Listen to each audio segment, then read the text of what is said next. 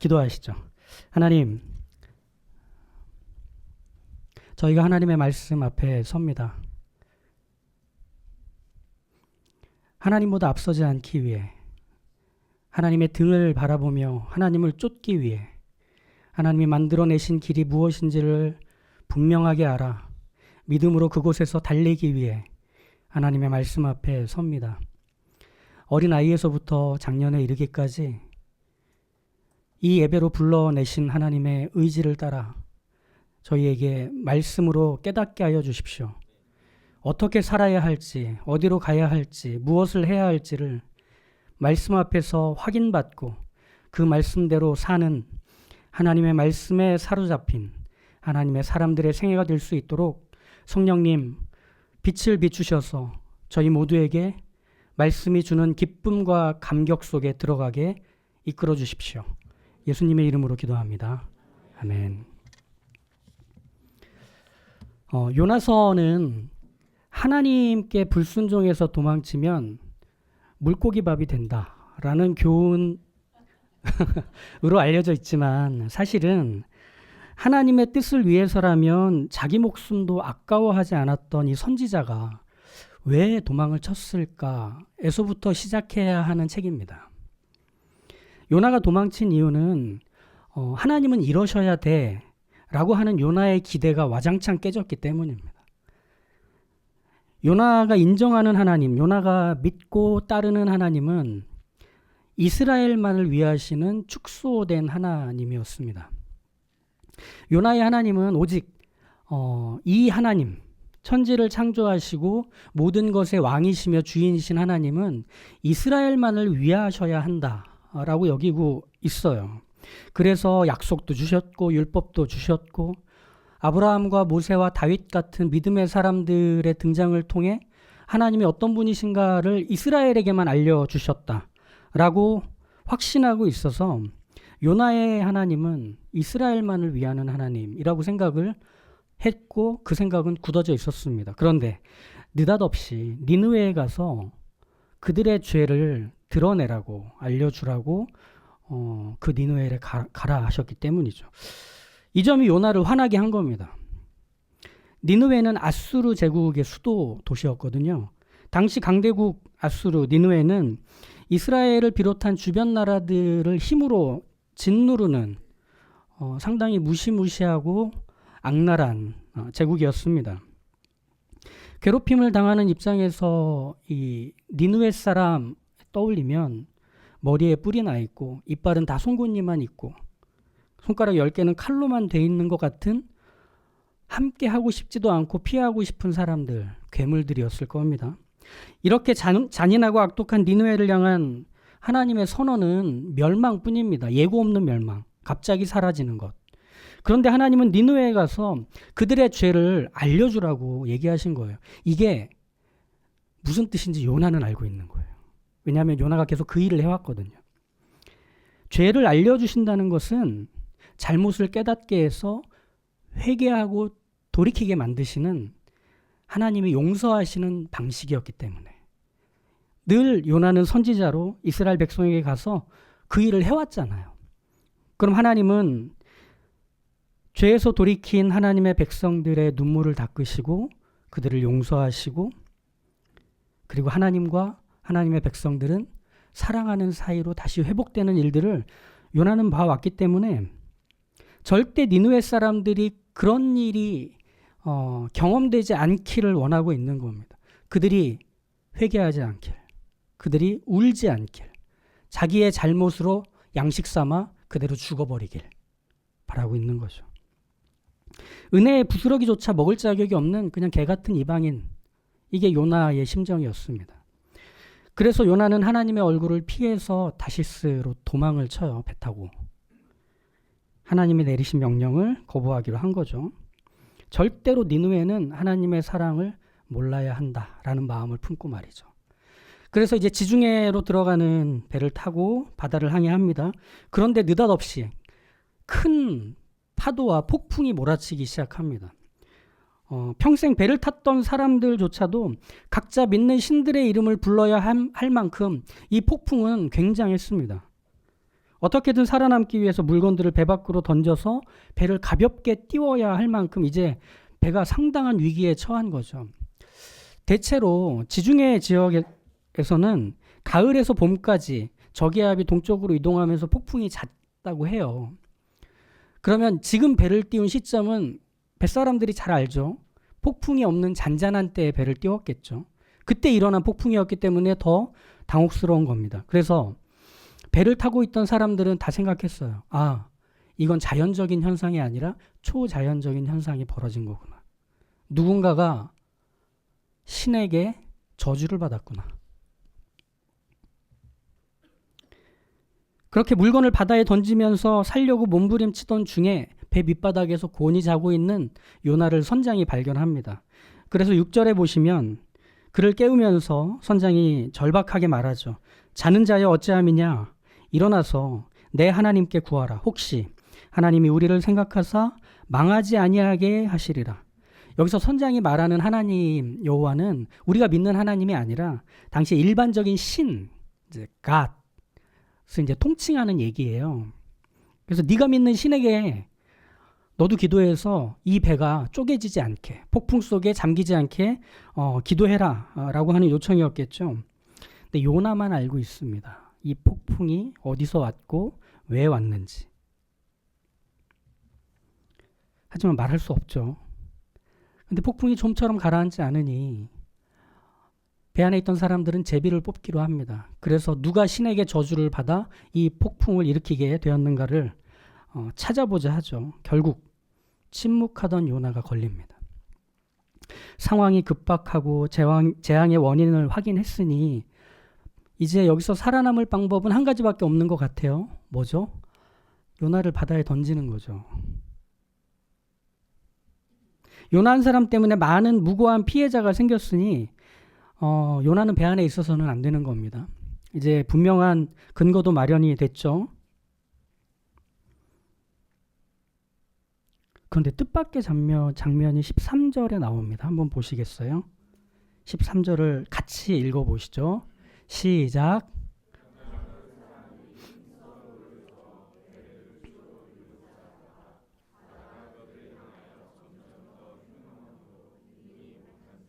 네. 하나님과 요나 사이에서 일어난 문제를 요나를 바다에 집어 던져서 죽게 만들면 손쉽게 해결될 수 있는 이 상황. 거기서 목숨을 건지면 되는 이 배에 탄 사람들이 갑자기 힘을 합쳐서 육지를 향해 노를 젓기 시작합니다. 즉 요나를 바다에 던지지 않으면서도 모두가 살아남을 방법을 행동으로 옮기고 있는 이 장면. 요나 하나를 바다에 던져 모두가 살 수 있는 방법을 택하는 대신에 요나와 함께 살기로 한 겁니다. 이유는 분명하죠. 요나 역시 그들과 마찬가지로 살아야 하는 사람이기 때문에. 다시 돌아가야 할 집이 있고 기다리는 가족이 있는 자기와 같은 사람이기 때문에. 죽음 앞에서 초라해지고 두려움에 떠는 겁 많고 그저 살고 싶은 자기 같은 사람이기 때문에. 배 안에 있는 사람들에게 요나는 저주받은 괴물, 죽어 마땅한 사람이 그래서 아니었던 거예요. 반드시 살아야 하고 무사히 배에서 내려야 하는 자기 같은 사람. 그래서 육지로 배를 대려고 힘껏 노를 젓고 있는 이 사람들이 누구죠? 요나의 친구가 아닙니다. 요나의 가족이 아닙니다. 요나가 누군지도 모르던 사람들입니다. 아니, 이스라엘 사람도 아닙니다. 각자 다른 신을 섬기고 있는 이방인들로 우글우글대는 그 배 안에 있는 사람들입니다. 하나님과 상관이 없는 이방인, 우상 숭배자들, 처음 보는 요나와 전혀 상관없는 이 사람들이 요나와 함께 살려고 배를 노를 젓고 있어요. 지금 배 안에 있는 사람들이 요나에게 보여주는 모습은 거창한 인류애나 어떤 종교적인 선행? 그런 거 아닙니다. 함께 살자는 그거 하나뿐입니다. 우리 함께 살아보자. 비록 이 우상 숭배하는 이방인들은 하나님을 몰라서 자신들의 신을 부르며 살아보려고 애쓰지만 그들에게 살아보려고 애쓰는 자리에 요나도 함께 데려다 놓은 것입니다. 오랜 병상 생활로 몸과 마음이 피폐해졌던 한 성도분이 계셨어요. 그분을 계속 찾아뵀던 기억이 나는데, 그분 찾아뵈면 늘 먼저 여쭤봤던 게 밥은 드셨어요? 였습니다. 삶의 의욕이 없으시다 보니 식사도 잘 안 하시고 입맛도 없다면서 그냥 저냥 말라가셨습니다. 그러니 마음도 같이 무너지셨겠죠. 한 번은 저한테 그러시더라고요. 목사님, 저 죽고 싶어요. 이게 살아있는 게 아니에요. 그럴 바에는 차라리 죽는 게 더 낫겠어요. 너무 속상하더라고요. 그래서 말씀드렸죠. 집사님, 무슨 소리세요? 사셔야 돼요. 입맛 없어도 밥 드셔야 돼요. 걸으셔야 돼요. 병원에서 주는 약 잘 받아 드시고 어떻게든 다시 일어날 생각 하셔야 돼요. 그런 생각하시면 안 돼요. 라고 말씀드렸던 기억이 납니다. 세상에 죽으면 괜찮은 사람 어디 있겠어요? 죽어도 되는 사람? 배 안에 있던 사람들의 마음이 그랬어요. 죽어도 되는 사람은 없지. 같은 민족도 아니고 같은 신을 섬기는 사람도 아니고 심지어 자신이 저지른 잘못으로 모두가 죽게 된 그 상황, 요나가 보고 있는 그 상황에서 원망과 비난이 아닌 손을 함께 잡고 노 위에 같이 손을 올리면서 살아보자고 최선을 다하는 이 낯선 사람들의 마음을 요나는 본 겁니다. 맞아요. 하나님이 이 큰 바람을 일으키셨죠. 요나만을 향해서가 아니라 배 전체를 흔드는 그 바람 말이죠. 하나님은 요나 한 사람의 불순종 때문에 배에 탄 모든 사람들을 물에 빠뜨리시려 하신 걸까? 우리는 이 폭풍 속에서 하나님이 요나에게 무엇을 보여주시려는지를 보게 됩니다. 요나야, 너는 니느웨 사람들이 죽어도 된다고 생각했지. 하지만 이 이방인 배에 탄 네 주변을 채우고 있는 그 사람들은 너를 살리려고 노를 젓고 있구나. 이것이 내 마음이다. 비록 요나는 요나서가 끝날 때까지 이 하나님의 마음을 잘 깨닫지 못해요. 하지만 이 뜻밖의 장소에서 벌어진 뜻밖의 일을 통해 우리는 하나님의 마음을 알 것 같습니다. 하나님의 마음은 사랑의 마음, 용서하는 마음, 살리는 마음이십니다. 그것이 바로 요나서의 핵심을 관통하는 하나님 되심이겠죠. 요나가 화냈고 거부했던 것, 이 하나님의 마음이었잖아요. 약속과 율법을 받지 못한 이방인에게 베풀어질 구원, 하나님은 하시면 안 돼요. 게다가 잔인하고 나쁜 아수르, 이 니느웨에는 그들에게 베풀어야 될 자비란 없어야 돼요. 요나는 그런 나쁜 인간들은 하나님이 벌 주시고 우리 이스라엘만 구원하셔야 된다고 바라는, 그게 요나가 생각하는 하나님께 요청하는 공정함이었잖아요. 하나님은 그 요나의 마음을 설득하십니다. 이 요나서를 통해 말이죠. 하나님을 모르는 사람도 하나님의 마음의 흔적을 갖고 있는데 때론 하나님을 잘 믿고 하나님께 헌신되어 있는 사람들이 오히려 더 하나님의 마음과 상관없이 사는 걸 종종 보게 됩니다. 예수님 때도 그랬어요. 예수님이 회당에 들어가셨는데 손이 마비된 사람을 만나게 되죠. 예수님이 그 사람을 쳐다보시는 그 모습을 또 쳐다보는 사람들이 있었습니다. 그날은 안식일이었거든요. 그들의 관심은 한 가지예요. 과연 저 나사렛 예수 랍비가 이 안식일에 사람을 고칠까? 고치기만 해봐. 하나님의 율법을 어기기만 해봐. 라고 하는 걸로 매섭게 노려보고 있었죠. 사실 손이 마비가 되면 일상생활이 너무 힘들어지는 것 아시죠? 수요일에 저를 오랜만에 뵌 성도님들이 목사님 젊어지셨어요. 어떻게 우리만 늙나 봐요. 막 이렇게 얘기하시는 아름다운 얘기를 들을 때 너무 감사했지만 한편으로는 모르시는구나 싶었던 게 50견이 왔습니다. 이따 축도하시면 보시겠지만 왼쪽 팔이 안 올라가요. 그래서 그 주차장 들어왔다가 나갈 때 이걸 꽂지를 못해요. 팔이 이렇게 안 올라가니까 몸은 정직한 거죠. 예. 팔 하나가 이렇게 안 올라가도 힘든데 팔이 마비가 됐다. 그 일상이란 얼마나 힘겨울까.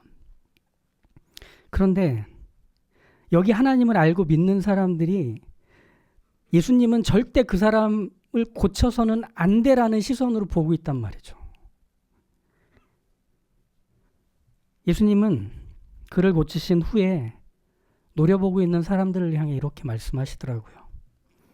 안식일에 선을 행하는 것과 악을 행하는 것, 생명을 구하는 것과 죽이는 것, 어느 것이 옳을까? 그렇죠. 하나님을 안다면서 사실은 하나님의 마음에서 가장 멀리 있는 채로 살면서 안심하는 모습들이 있지 않은가 생각해 봐야 됩니다. 우리는 천국 갈 수 있는 티켓을 확보했으니 천국 가지 못하는 것들, 예수님 안 믿는 것들, 우리처럼 주일에 이 추운 날씨를 뚫고 와서 이 자리에 앉아서 예배드리지 않는 것들은 그래, 뜨끈한 지옥의 안방이 준비되어 있으니 거기 가서 몸을 지져라. 뭐 이렇게 생각해야 하는 걸까요? 아니요. 거기에는 하나님의 마음이 담기지 않습니다. 우리의 믿음의 대단함은 증명할 수 있을진 몰라요. 하지만 하나님이 누구신지를 보일 수는 없을 겁니다. 하나님은 세상을 사랑하셨죠. 어떻게 사랑하셨죠? 당신의 사랑하는 독생자를 이 땅에 보내셔서 십자가에 달려 죽기까지 사랑하셨습니다. 어떤 세상이었기에 그랬을까요? 죽을 세상이었기 때문입니다. 살아남을 어떤 기회조차 마련되지 않은 죽는 게 운명이 된 세상에 하나님이 살리시기 위해 독생자를 보내신 거죠. 예수님이 이 땅에 오신 모습, 바로 그거였죠. 구원이란 죽어가는 세상을 향해 하나님 자신을 던지신 일입니다. 분명 하나님은 죄의 문제를 눈 감는 사랑에 눈먼 그런 하나님 아니에요. 죄의 문제를 하나님은 단호하게 대처하십니다. 어떻게? 모든 인간의 죄를 독생자에게 짊어지게 하시고 그를 죽게 만드시는 걸로 그 문제를 해결하세요. 그래서 뭘 하시느냐? 내가 반드시 살린다. 내가 반드시 살린다. 요나와 함께 살자며 힘껏 노를 젓던 배 안의 사람들,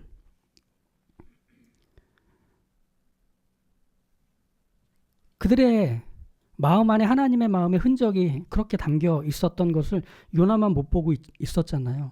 사실 우리도 보지 못하고 있진 않은가 생각해보는 오늘의 말씀입니다.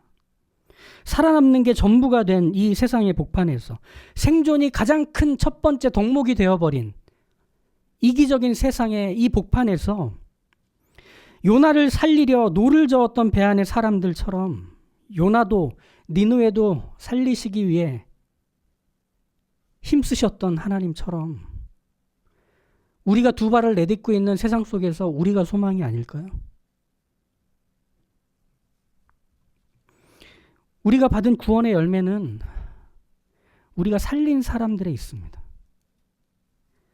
구원받은 사람의 삶이라는 것은 죽어가는 이들을 살리기 위해 하나님이 보낸 사랑과 용서의 손길이 되어 사는 겁니다. 올해의 여러 계획들이 또 목표들이 있으실 거예요. 요거 하나만 우리 추가해 볼까요? 살리는 삶을 살기로 하자. 살리는 삶을 살기로 하자. 우린 살아가며 다양한 선택들을 하게 돼요. 저 사람에게 내가 이 말은 꼭 해줘야 될 것 같은데 할까 말까. 이걸 해서 많은 이익을 얻게 될 텐데 내가 무슨 수를 써도 꼭 이걸 이루어내고 싶은데 할까 말까. 여기 있지 말고 저기로 가서 내가 원하는 것들을 얻어내고 싶은데 할까 말까. 나에게 함부로 대하는 저 사람을 내가 미워할까 말까. 우리는 우리 주변에서 일어나는 모든 것들에서 선택을 해야 합니다. 많은 선택 속에 우리가 둘러싸입니다. 거기서 우리는 쉬운 것들을 선택하는 경향이 자연스럽습니다. 거슬리는 것, 불편한 것, 아무리 계산을 해봐도 답이 안 나오는 것들에서 우리는 손을 털고 나가고 싶습니다. 미워하고 욕하고 험담하고 비웃고 무시하는 것들, 거기서 우리는 자유롭습니다. 내가 제일 잘해요. 저요. 예. 그때마다 가장 힘든 걸 택하기로 해보시죠. 배 안에 있는 사람들이 힘껏 노를 저어 육지로 가보려고 했던 그 선택을 하듯 십자가에서 아버지 저들의 죄를 용서해 주십시오. 저들은 저들이 하는 일을 알지 못하니이다 라고 말씀하시던 예수님의 그 선택의 모습처럼 독생자를 이 땅에 보내셔서 구원과 생명의 길을 여심으로 우리를 살리려 하신 하나님의 그 어려운 선택과 결정처럼 우리도 그 힘든 선택 감행해 보기로 하시죠. 그러면 사람이 삽니다.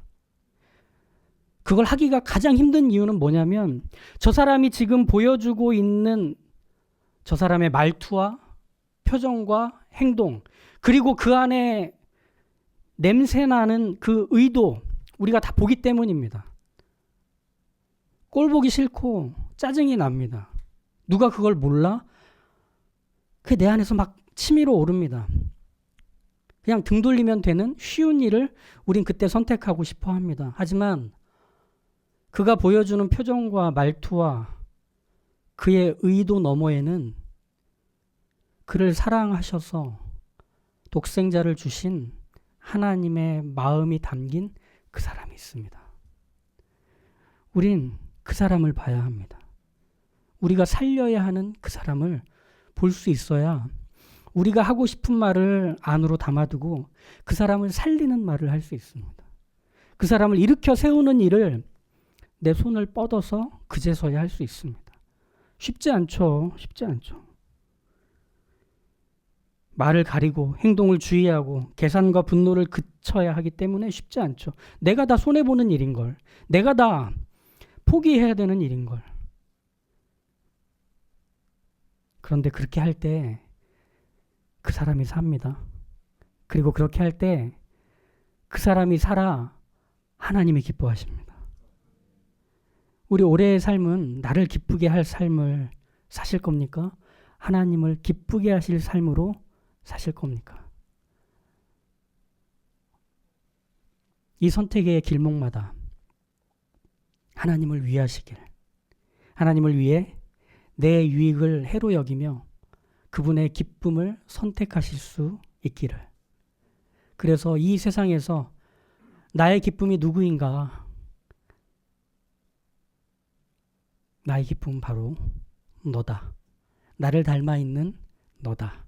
라고 말씀하시는 그 주님의 다정한 칭찬과 위하심을 얻는 하나님을 닮아 있는 하나님을 비추는 거울이 되시기를, 그 삶으로 우리가 부름받았음을 기억하시길 주님의 이름으로 축복합니다. 이 시간 우리 같이 이 말씀을 기억하며 함께 기도했으면 합니다. 하나님, 올 한 해는 하나님의 기쁨이 되는 삶으로 결심하겠습니다. 제가 하는 말이, 제가 하는 행동이, 제가 하는 선택과 결정이 제 곁에 있는 사람들을 살리는 일이 되게 하여 주십시오. 그들의 인생 속에서 절망과 슬픔과 눈물이 배어 그저 죽음이 운명이 되어버린, 어떤 소망도 내가 살아있다는 사실이 즐겁지도 않은 그 인생의 복판에 우리가 전하는 말이, 우리가 내미는 손길이 생명의 빛이 되도록 우리가 예수 그리스도를 닮아 살아가는 하나님의 사람으로 살아가는 올 한 해가 되게 하여 주시옵소서.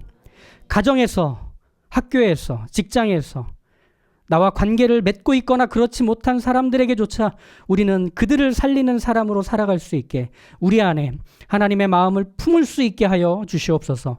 우리 같이 기도하겠습니다. 하나님 아버지, 감사합니다.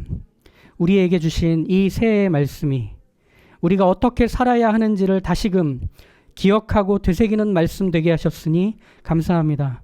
우리는 이미 태어날 때부터 나 자신을 위해서만 살기로 마음을 먹은 이기적이며 그리고 내 인생의 주인된 나 자신을 위해서만 사는 삶이었습니다. 그러나 하나님이 우리를 위하시자 우리가 하나님의 자녀가 되고 예수 그리스도를 쫓는 제자가 되어 살 수 있게 되었으니 구원받은 우리의 삶은 이제 나를 위해서가 아닌 하나님을 위해서 사는 삶이며 하나님이 위하시는 죽음이 전부가 되어버린 인생들 속으로 들어가 사는 삶이 우리가 살아가야 하는 일상이 되었사오니 하나님, 우리가 하는 말이, 우리가 하는 행동이, 우리가 선택하고 결정하는 모든 순간의 의도와 이유가 하나님이 그렇게 하셨듯이 죽음이 전부가 되어버린 세상의 복판에서 사람을 살리는 것이 되게 하여 주십시오. 우리가 그 자리에서 하나님께서 어떤 마음으로 그들을 대하시는지를 기억하게 하셔서 설령 우리에게 피해를 입히려고 하고 우리를 비난하고 우리를 거슬리게 하고 우리를 짓누르려고 하는 모든 시도와 그리고 모든 모습들 속에 그 너머에 있는 그들의 눈물을 보게 하시고 그 너머에 있는 그들의 두려움을 보게 하시고 하나님의 사랑이 아니면 그들조차 하나님 앞에서 함께 기뻐할 수 없는 죽음이 전부가 된 인생이 될 수밖에 없다는 것을 보며 안타까운 마음으로 채유라는 마음으로 그리고 그 삶이 전부가 아니라는 것을 소망하는 마음으로 우리가 예수 그리스도를 그들의 인생 가운데 전하는 하나님의 빛을 비추는 하나님의 거울이 되어 살아가는 저희가 되게 하여 주십시오. 하나님을 아는 인생으로 부름받았사오니 하나님을 전하는 인생으로 살아가는 하나님의 사람들 되게 하여 주시옵소서. 하나님, 우리가 하나님의 마음을 가진 사람 되게 하셨으니 그 마음 우리의 삶이 되게 하시고 표정이 되게 하시고 말투가 되게 하시고 손길이 되게 하시고 발길이 되게 하셔서 우리가 존재하는 이상 우리 곁에 있는 이들이 죽지 않고 살게 되도록 그리하여 그곳에서 하나님의 영원한 생명이 그들의 인생 속에 선물로 전해질 수 있도록 하나님을 비추는 거울 되어 살아가도록 인도하여 주시옵소서. 이제는 우리 주 예수 그리스도의 은혜와 하나님의 크신 사랑과 성령의 인도하심, 교통하심, 또 함께하심이 하나님의 마음을 비추는 거울이 되어 살기로 다짐하는 주의 모든 자녀들 위해 이 땅에 있는 교회 위에 그리고 새로운 교회 위에 이제로부터 영원토록 함께 하옵시기를 간절히 축원하옵나이다. 아멘.